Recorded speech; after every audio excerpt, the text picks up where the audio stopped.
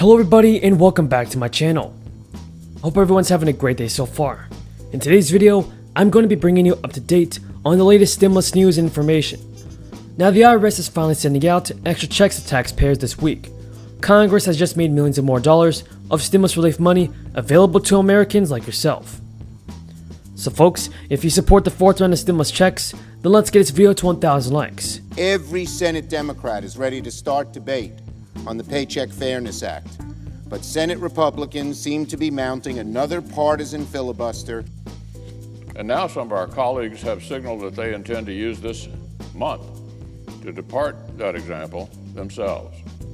The Democratic leader has laid out a partisan agenda he seems to hope will illustrate that the Senate is somehow broken. Remember, the Senate is 50-50. 50-50. American people did not. Now the IRS sent more than 2.8 million refunds last week to Americans who paid taxes on unemployment compensation. That was later excluded as income under the latest stimulus relief package. Some 13 million taxpayers may be eligible for the adjustment refunds, included as part of the American Rescue Plan. The plan excludes up to $10,200 in unemployment compensation, or up to $20,400 for married couples, when calculating taxable income. However, the IRS has said that since it was passed in March, many people had already filed their 2020 returns and paid taxes under unemployment compensation. And those are the people who are potentially owed a refund, but refund amounts will vary.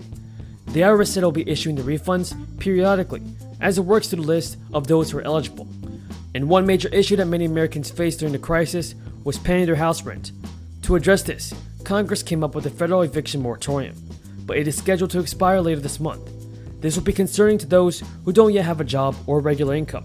If you're among those people, then there is no need to panic, as you may be eligible for a renter's stimulus check.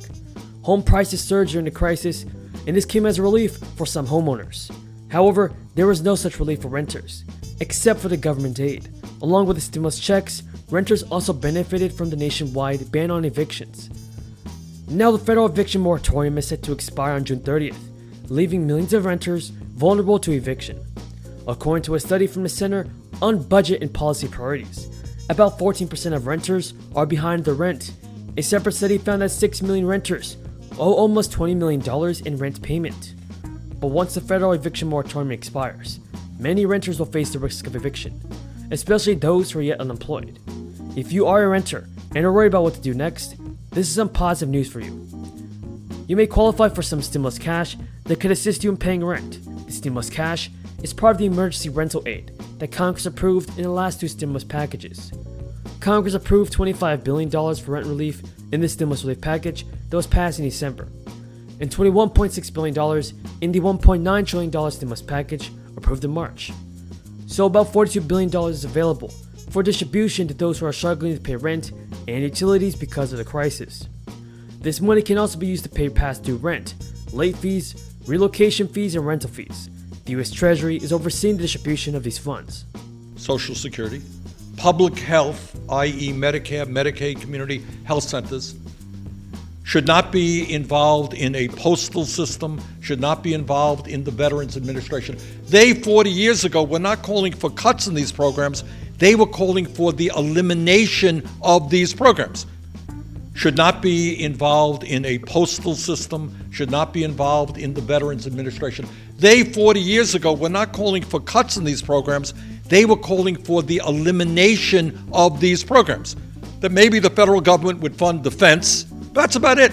Corporate world would fund everything else. Talking about Social Security is going broke. It's going broke. We have to reduce benefits. We have to privatize it. We have to raise the retirement age. That is all total nonsense. Social Security has a $2.6 trillion surplus, can pay out every benefit owed for the next 26 years. Security has a $2.6 trillion surplus, can pay out every benefit owed for the next 26 years. It is not going bankrupt and it's not going broke. The attack on Social Security has nothing to do with deficit reduction because Social Security has never contributed one nickel to the deficit. The attacks on Social Security are ideological, primarily from Republicans who have never liked Social Security, don't believe the government should be in the business. And the Democrats a mandate in the Senate. This series of radical proposals has no chance of becoming law, but every intention of justifying reckless changes to the way the body actually operates. Plans to jam hospitals, schools, and small businesses with new high-stakes tests of wokeness, to dramatically curtail Americans' right to keep and bear arms, and of course to tip the scales of our electoral system permanently in their favor. Yesterday, the radical parade began with an attempt to use the cause of paycheck fairness as cover for placing unprecedented new legal burdens on American employers. Wage discrimination on the basis of sex has been illegal for 60 years. Wage discrimination on the basis of sex has been illegal for 60 years. What Democrats proposed yesterday was to kick down the carefully constructed protections to leave even the smallest American business, at risk of unlimited liability in workplace cases. Listen to this, even where malice plays no part.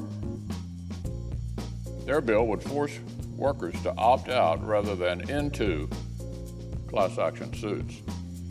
In other words, a gift wrap bonanza for the trial bar.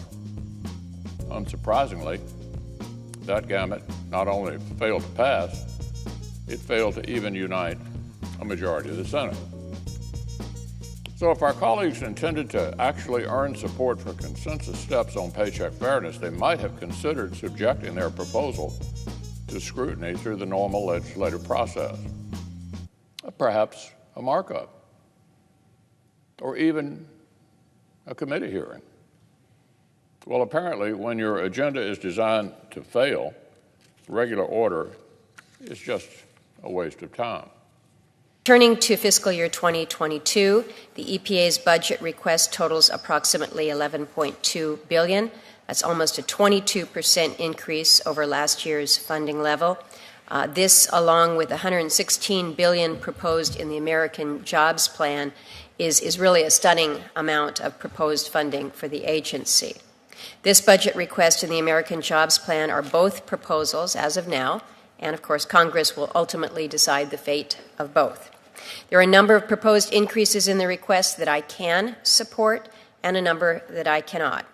I appreciate the request's commitment to state and tribal grant and loan programs that lead to on-the-ground improvements for communities across the country. In my time with this subcommittee, and particularly as chair, I've worked hard to provide